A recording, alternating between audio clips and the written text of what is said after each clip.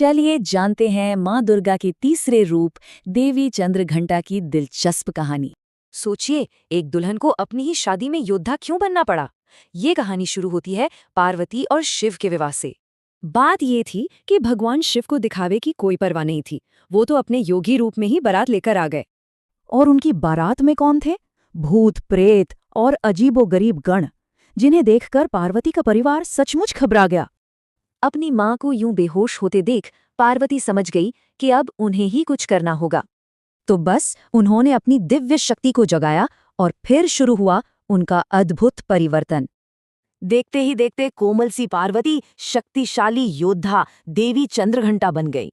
उनका शरीर सोने की तरह दमक रहा था और माथे पर घंटी के आकार का अर्धचंद्र सजा था।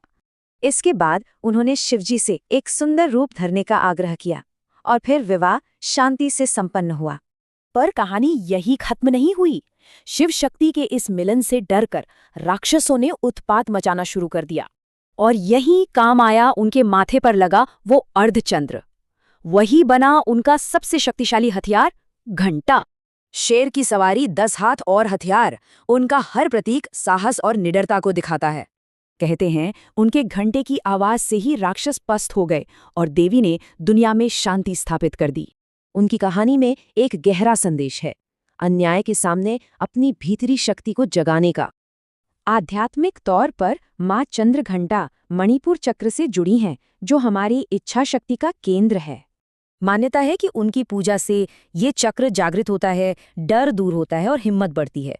उनकी पूजा में भक्त पीले कपड़े पहनते हैं, पीले फूल चढ़ाते हैं और खीर का भोग लगाते हैं। पर असल बात तो ये है कि उनका आशीर्वाद पाने के लिए सच्चा दिल और नेक काम सबसे जरूरी है। मतलब सच्ची भक्ति के साथ साथ हिम्मत का होना भी बहुत जरूरी है। यही उनकी कहानी सिखाती है। तो चंद्रघंटा की ये कहानी याद दिलाती है कि हम सब के अंदर एक योद्धा छिपा है, बस उसे जगाने की देर है। आज हम एक ऐसी ही कहानी में उतरेंगे जो बताती है कि असली ताकत कहीं बाहर नहीं, हमारे अपने अंदर ही छुपी होती है। तो चलिए मिलते हैं दो किरदारों से। एक तरफ है वो देवी जो युद्ध के लिए ही जन्मी है, और दूसरी तरफ एक ऐसा आम लड़का जिसके पास खोने के लिए कुछ नहीं था सिवाय अपनी आस्था के। और देखिए कैसे उसकी प्रार्थना ने नामुमकिन को भी मुमकिन कर दिया। लेकिन हमारी ये कहानी उस लड़के से नहीं बल्कि उस शक्ति से शुरू होती है जिसने उसे ये लड़ाई लड़ने की हिम्मत दी। सोचिए, एक ऐसा वक्त जब धरती पर बुराई का बोलबाला था, जब देवता भी राक्षसों से हार मान चुके थे। तब उस घने अंधेरे को मिटाने के लिए आदिशक्ति का एक ऐसा तेजस्वी रूप प्रकट हुआ जो खुद रोशनी की तरह था। ऐसा कहते हैं कि उनके माथे पर जो घंटी के आकार का चांद है ना, उससे निकलने वाली एक आवाज, सिर्फ एक आवाज में इतनी शक्ति थी कि बड़े से बड़े राक्षसों की सेना भी थर-थर कांप उठती थी और लड़ने से पहले ही मैदान छोड़कर भाग जाती थी। अब उस दिव्य लोक से निकलकर हम चलते हैं गंगा किनारे बसे एक छोटे से गांव में। यहाँ माधव नाम का एक लड़का रहता था जो किसी राक्षस से नहीं बल्कि अपनी ही किस्मत और हालातों से लड़ रहा था। माधव की दुनिया बहुत छोटी थी, पर उसकी मुश्किलें वो पहाड़ जैसी बड़ी थीं। इतनी छोटी सी उम्र में उसके कंधों पर पूरे परिवार को संभालने का बोझ था।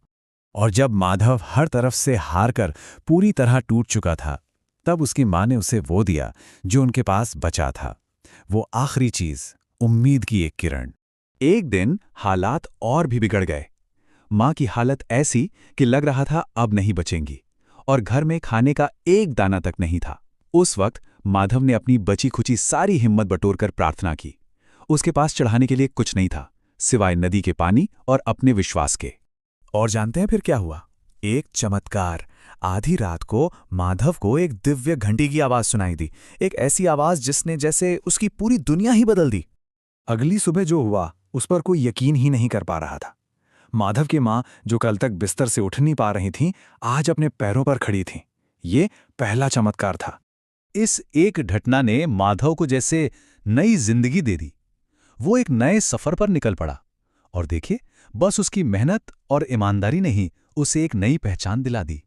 देखते ही देखते अपनी लगन और सच्चाई के दम पर माधव उस शहर के व्यापारी के लिए सिर्फ एक मजदूर नहीं रहा, बल्कि उसका सबसे भरोसेमंद साथी, उसका दाहिना हाथ बन गया। लेकिन ये तो दुनिया का नियम है ना?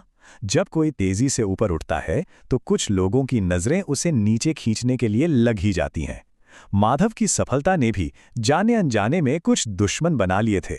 दूसरे व्यापारियों को माधव की ये तरक्की बिल्कुल हजम नहीं हो रही थी और उन्होंने ठान लिया कि इस लड़के को बर्बाद करके ही रहेंगे। और बस एक ही रात में सब कुछ बदल गया। एक साजिश रची गई और उस साजिश की आग में माधव की सालों की मेहनत, उसकी इज्जत, सब कुछ जलकर राख हो गया। पूरी तरह से टूटकर माधव वापस उसी नदी किनारे पहुंचा जहां से उसने सफर शुरू किया था। अब उसकी आस्था की सबसे बड़ी और सबसे कठिन परीक्षा थी। उसने एक बार फिर प्रार्थना की और पता है क्या हुआ? उसे फिर वही घंटी की दिव्य आवाज सुनाई दी, जैसे कोई उसे कह रहा हो, उठो, सच तुम्हारे साथ है। वो आवाज सुनकर वो वापस उस जले हुए गोदाम की तरफ भागा और उसी राख के ढेर में जहां सब कुछ खत्म हो चुका था, माधव को वो सबूत मिला जो उसकी बेगुनाही साबित करने वाला था। और फिर गांव की पंचायत बैठी, बड़े बुजुर्गों की सभा के सामने दूध का दूध और पानी का पानी हो गया। सच की जीत हुई और असली गुनहगार सबके सामने बेनकाब हो गए।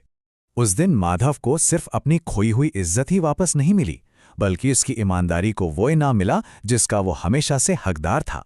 और उसी शाम, जब सब कुछ शांत हो चुका था, माधव के घर के मंदिर में लटकी छोटी सी पूजा की घंटी अपने आप बज उठी। बस एक बार, जैसे कोई कह रहा हो, मैं हमेशा तुम्हारे साथ हूं। और उसी पल माधव ये बात समझ गया कि असली आशीर्वाद पैसा या दौलत नहीं था। असली आशीर्वाद तो वो हिम्मत थी, वो साहस था जो उसे हर मुश्किल में लड़ने के लिए मिला था।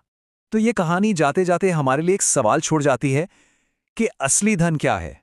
वो सोना चांदी जो हम जमा करते हैं, या फिर वो हिम्मत, वो साहस जो हमें हर हाल में, हर तूफान में सीधा खड़ा रखता है?